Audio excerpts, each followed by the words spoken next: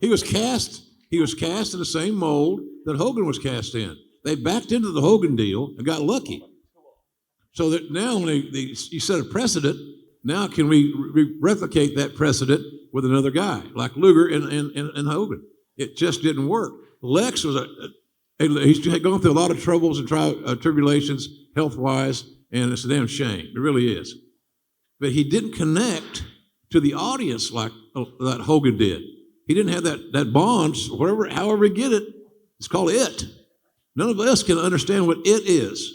You can't draw it. You can't describe it hardly. You can't smell it. You just got it. And Hogan had it. He still has it, to be honest with you.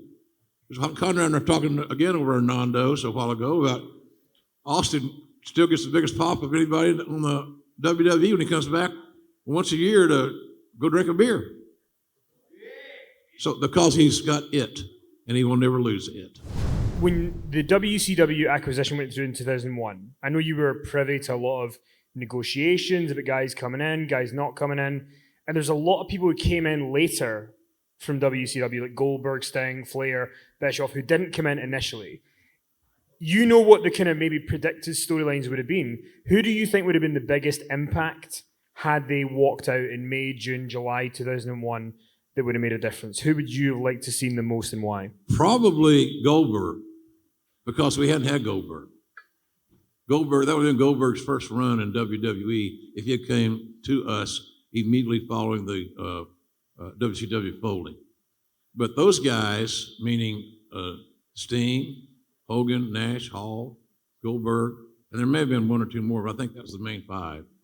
They had massive guaranteed deals. It's what the boys affectionately call mailbox money. No bumps, no road trips, no airplanes, no trains. It's just mailbox money. And so all those guys have been on the road for years, and they give their bodies a chance to heal and bank that money with no expenses, no road expense.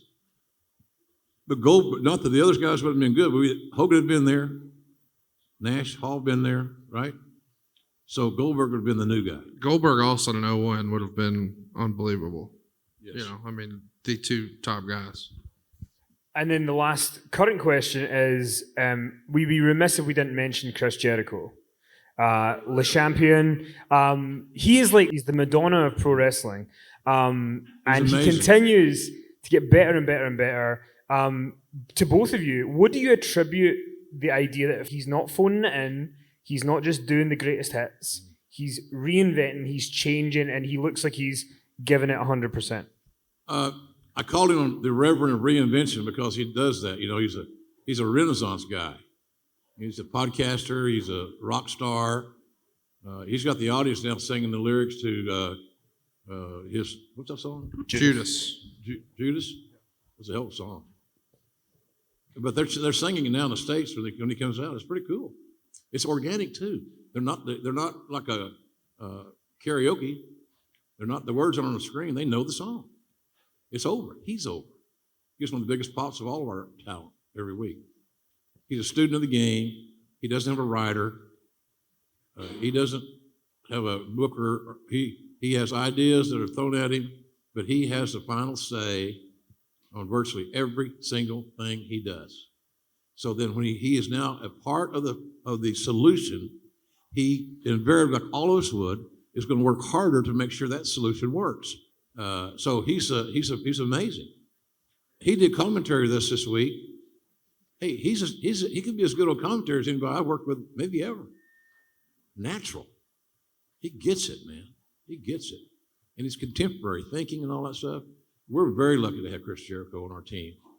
And the kids that are in the locker room, Sammy Guevara, this ain't just about being on camera. I mean, he's back with them all afternoon, all day. They're learning things from one of the great storytellers who's 5'10" with his list. He's a good man, boy. We're lucky. We really are lucky to have him. And he doesn't mind when he sees some guys doing too many flips and flies and not selling. He don't have any problem get right this close and ask them what the hell you're thinking. You want these young kids to have long careers. And some of them, I tell this Darby Allin every week because I'm just glad to see him back. Because he goes home and skateboards all week. He's bouncing off concrete, boom, boom. He's amazing. He's like a young Jeff Hardy. He really is. And I also said the other night, without saying it, that Moxley reminds me of that Texas rattlesnake that's best anybody I've ever seen. He does. Attitudinal, man. Don't trust anybody. You know, he's that kind of guy. You know, and then, hey, I talked to Orange Cassidy the other day. He was getting over like a son of a bitch. I would never dream that one. He knocked me over with a feather on that deal. And and he's a good kid. I think I called him No Pulp. He's gonna, listen to this. He's got a booking with Joey Janela's little company up the Northeast, and he's working with Minoru Suzuki. I said, you'll whip his ass, man. Can you imagine putting his hands in his pockets, walking to the legitimate one of the meanest human beings on earth, who has no fear and likes hurting people, and he does that little kick? It's going to be hilarious. And they're booking a massacre.